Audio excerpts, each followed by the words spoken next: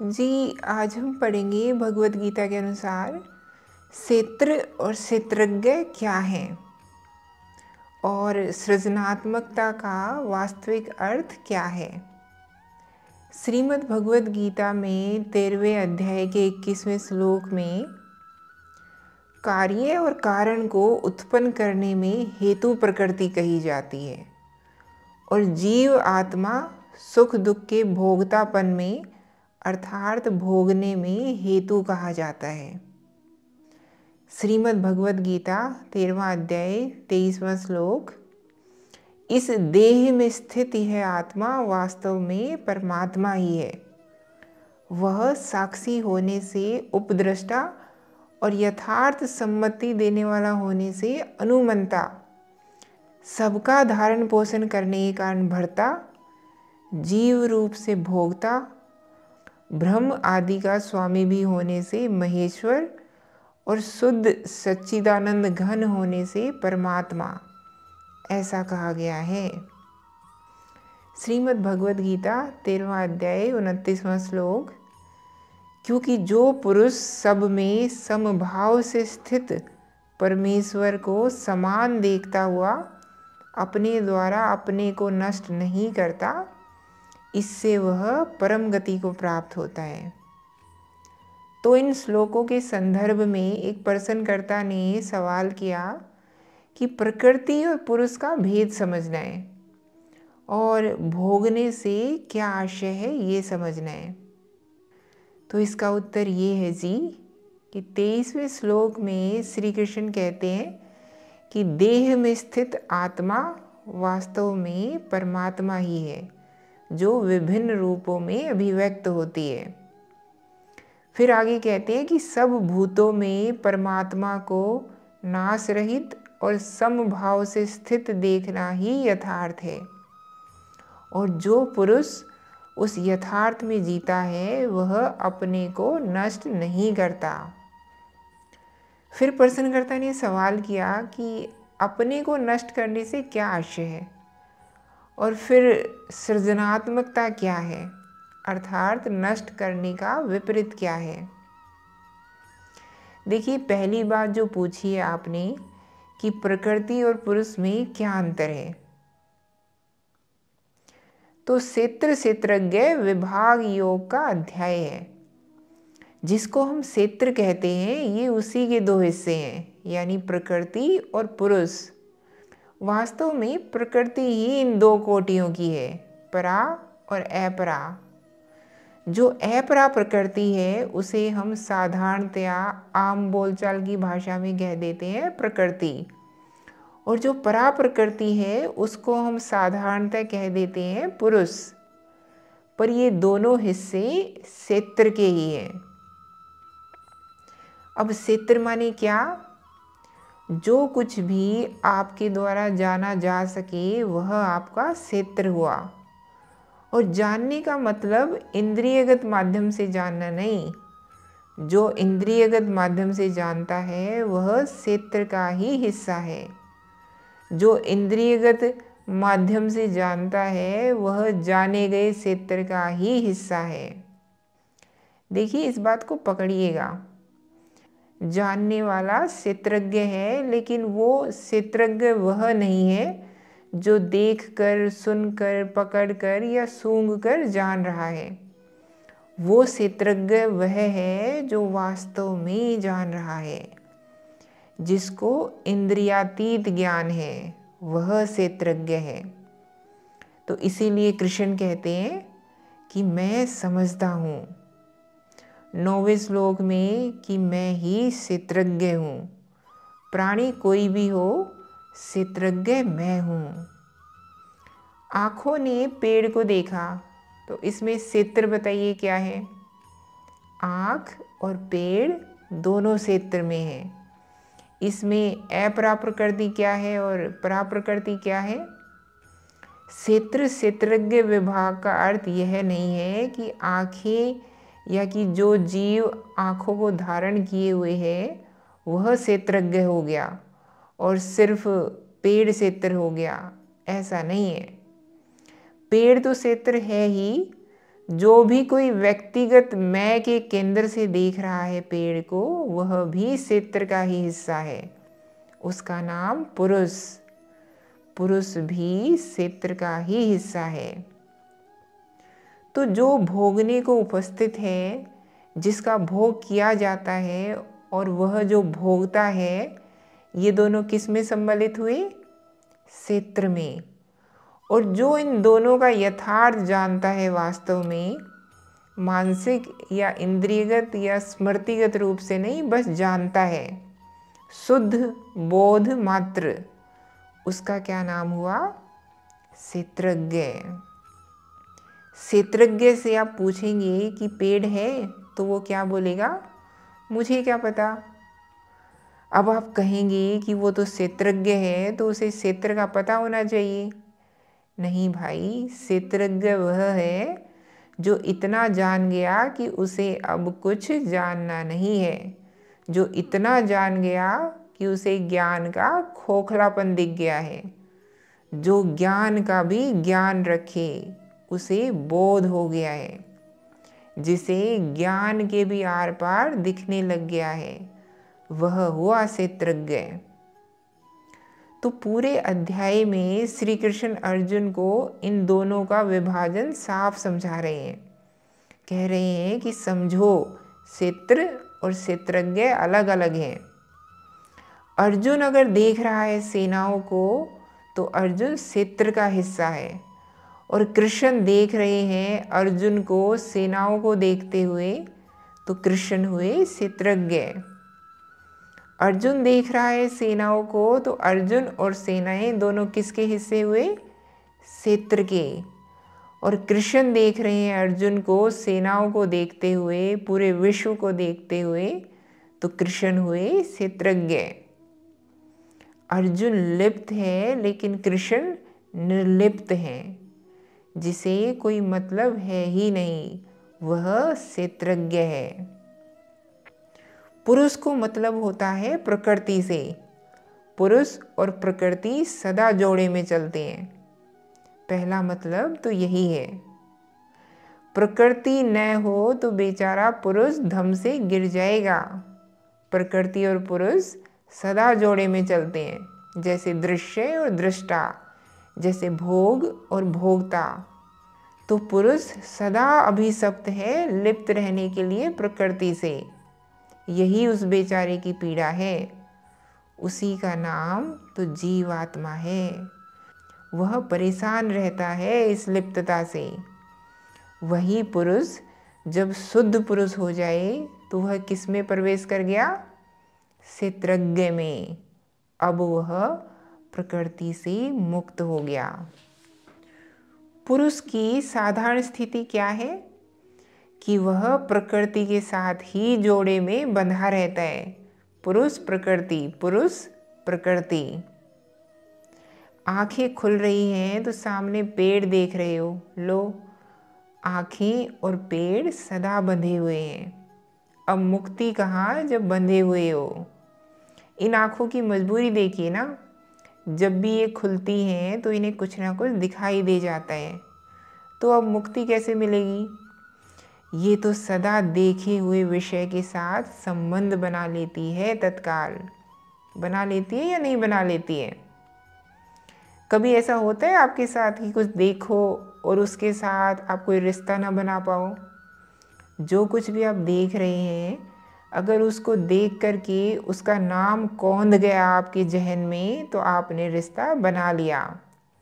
क्योंकि नाम बिना स्मृति के नहीं आता है, और स्मृति माने संबंध। आपको तो कोई अनजाना व्यक्ति भी दिखता है, तो उससे भी कुछ ना कुछ संबंध बना लेते हो ना। गौर करिएगा, कभी आपको लगेगा कि अरे इसका चेहरा बिल्कुल राहुल जैसा है। कभी कहेंगे कि इसने तो मेरे ही जैसे रंग की शर्ट पहनी हुई है। तो कुछ ना कुछ उससे रिश्ता बन ही जाएगा। आप कहेंगे कि अरे बड़ा लंबा है, तो बन गया ना रिश्ता।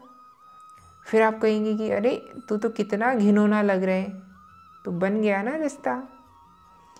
तो ये सब पुरुष की करतूतें हैं। वह प्रकृति को छेड़े बिना रह ही नहीं पाता। वह अकेले बड़ा छटपटाता है और वो बार बार प्रकृति की ओर भागता है, छेड़खानी करता है। फिर आगे पूछा है कि अपने को नष्ट करने से क्या आशय है।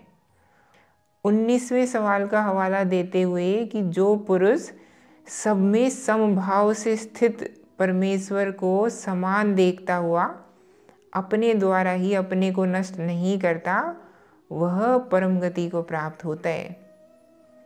तो फिर सवाल पूछा कि हम कैसे अपने आप को ही नष्ट करते हैं। तो इसका उत्तर ये है कि हम अपने आप को तब नष्ट करते हैं जब वस्तु को वस्तु की तरह देखते हैं। इसीलिए कृष्ण कह रहे हैं कि सब में समभाव से स्थित परमेश्वर को समान देखो। कोई भी वस्तु वस्तु नहीं है। अगर तुम्हें उसमें परमेश्वर दिख गया तब तो तुमने देखा क्षेत्रज्ञ होकर, और परमेश्वर तुम्हें उसमें नहीं दिखाई दिया, तुम्हें उसमें सिर्फ वस्तु मात्र दिखाई दी, तो जैसे तुम्हें वस्तु दिखाई दे रही है वैसे ही तुम भी वस्तु ही हो गए। लो, हो गया खेल खत्म। तुम कौन हो इसका पता इसी बात से चल जाता है कि तुम्हें दिखाई क्या देता है।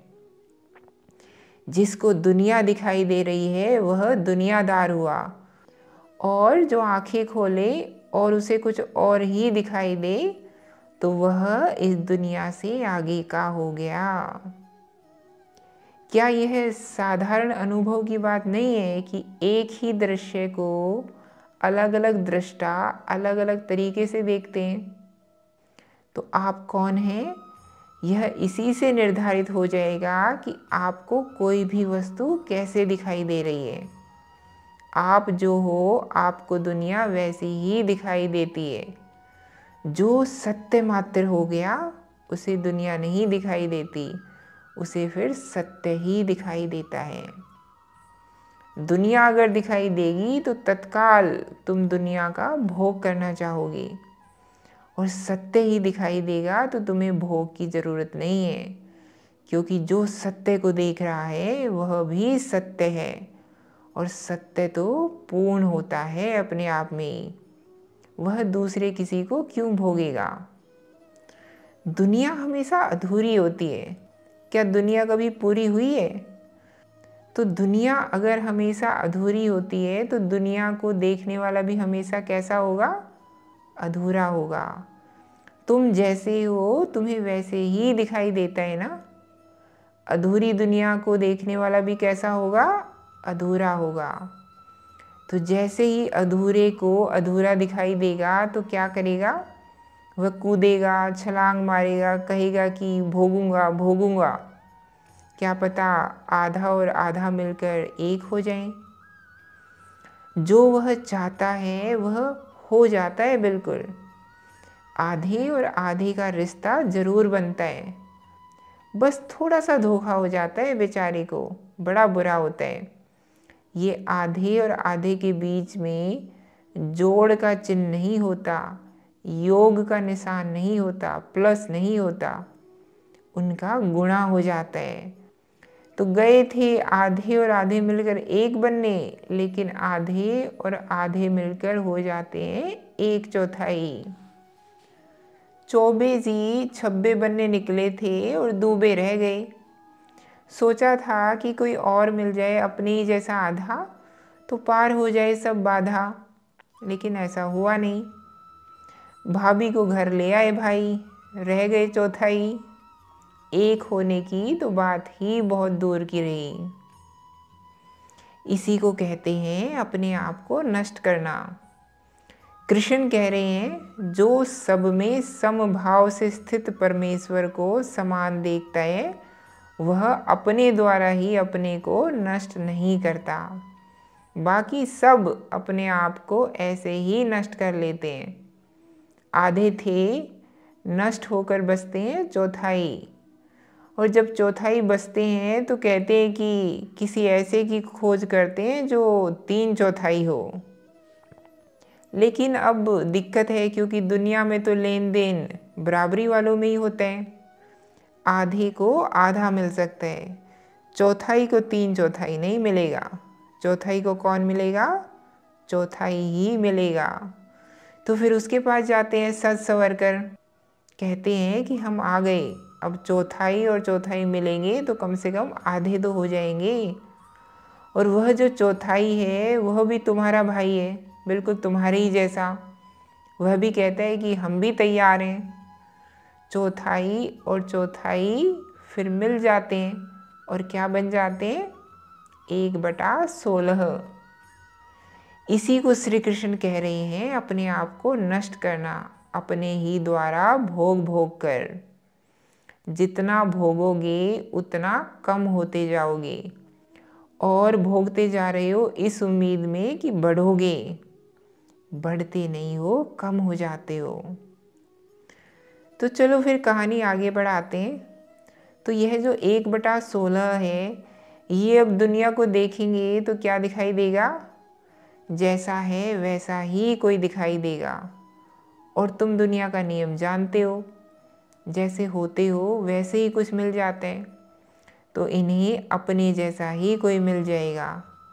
अब ये 1/16 और 1/16 फिर आपस में कुछ करेंगी, नतीजा होगा 1/256। यह तो बड़ी गड़बड़ होती जा रही है, यह क्या हो रहा है? जो लोग गणित पढ़े हैं वो कहेंगे कि हाँ जी, आ गई बात पकड़ में, दुनिया का समीकरण ही पता चल गया। 1/2 रेज़ टू द पावर 1, बिल्कुल पता चल गया। यही है grand unified theory of existence. आधे आए थे और अब आधे से आधे रह गए, सारे राज खुल गए आज। इसी को कबीर साहब कहते हैं, बैठे मूल गवाए, जितने थे उतने भी नहीं रह गए। मूल कुछ मिला था, वह हमें कम लगा तो सोचा ब्याज अर्जित कर लें, थोड़ा और पालें। लेकिन जो दुनिया में आया है वह गलत निवेश करेगा ही करेगा, और ब्याज की आशा में मूल भी गवा देगा।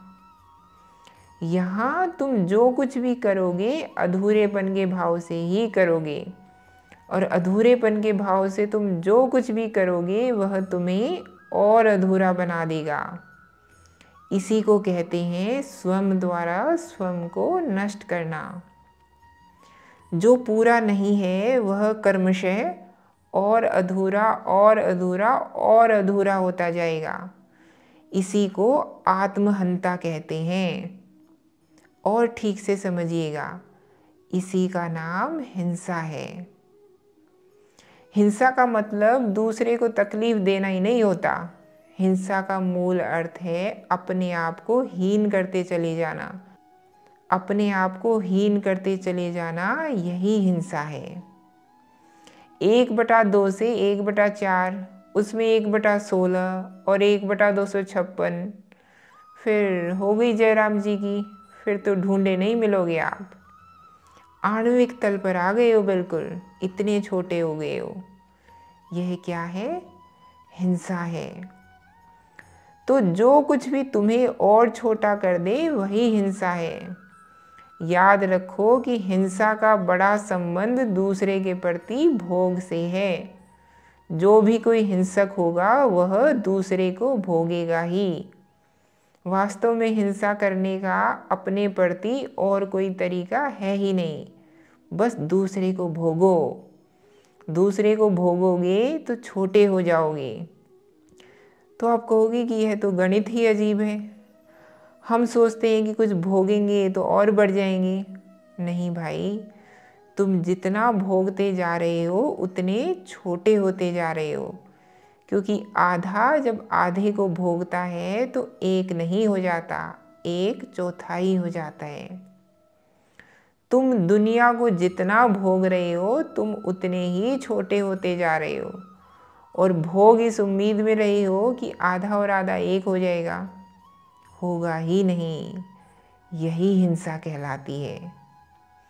हीनता की तरफ लगातार बढ़ते रहना ही हिंसा है। भोग को मुक्ति का माध्यम समझना ही हिंसा है। भोग को मानना कि आनंद दे देगा, यही हिंसा है।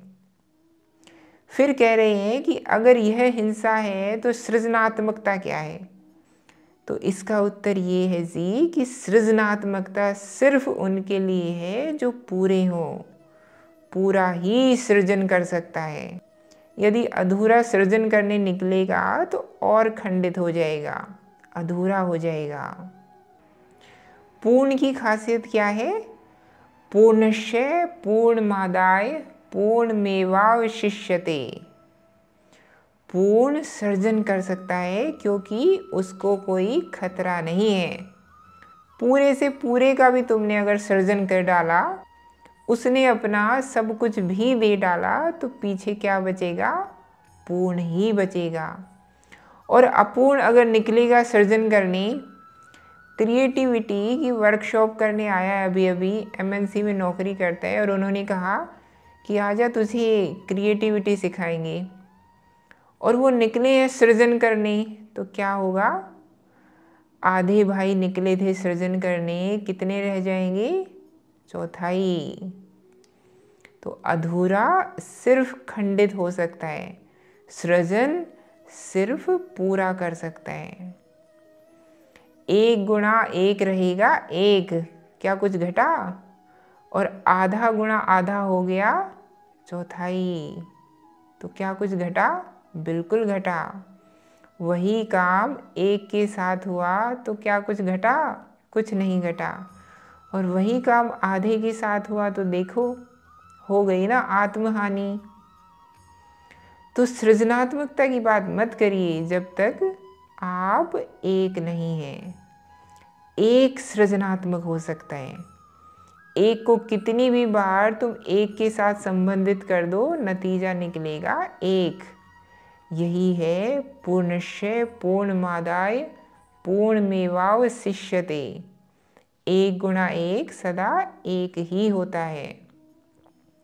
मतलब कि जो पूर्ण है, जब वह दुनिया से संबंधित होगा तो न दुनिया का नुकसान करेगा न अपना, क्योंकि जो भी पूरा है उसके लिए दुनिया भी क्या है? पूरी है। और एक जब मिलेंगे तो नतीजे में क्या आना है? 1 गुणा 1 बराबर 1। तो यही सृजनात्मकता है। माने सृजनात्मकता कोई विशेष चीज़ नहीं होती। एक पूरा आदमी दुनिया में जिससे भी संबंधित होता है, वह रिश्ता सृजन का कहलाता है। एक पूरा आदमी जब भी दुनिया में किसी से संबंधित होगा तो क्या होगा? 1 गुणा 1 बराबर 1, पूर्णमेवावशिष्यते। यह रिश्ता सृजन का कहलाता है। और एक अधूरा आदमी जब भी दुनिया में किसी से संबंधित होगा तो वह रिश्ता हिंसा का कहलाता है। आमतौर पर हम उसे कहते हैं सजन का रिश्ता। एक तरफ सृजन है और एक तरफ सजन है। भाई ऐसे क्या देख रहे हो? सजना सजनी नहीं जानते क्या? उसी के लिए तो बेताब हो। वहाँ भी 2 मिलते हैं, सजन और सजनी, और क्या हो जाते हैं? चौथाई। जैसे थे वैसे भी नहीं बचे। जो पूरा है वह परिणाम की आशा रखकर कोई काम करेगा ही नहीं, कोई रिश्ता बनाएगा ही नहीं। जहाँ परिणाम की उम्मीद है वहाँ सृजनात्मकता नहीं हो सकती, और जहाँ आदमी अधूरा है वहाँ उसे बेबस होकर परिणाम की उम्मीद करनी ही पड़ेगी।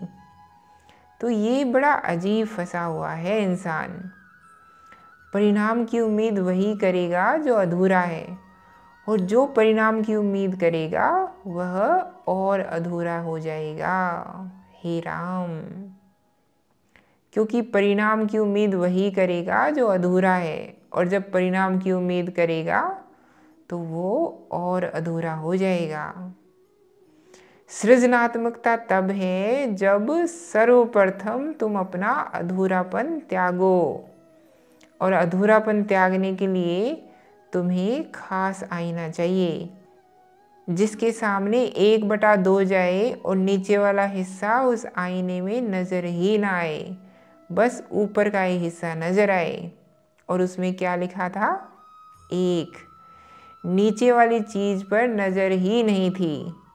पर नीचे वाली चीज़ नीचे की है ना, नीची चीज़ है, हटाओ उसको। बस ऊपर वाली चीज़ याद रखो, ऊपर बैठा है एक।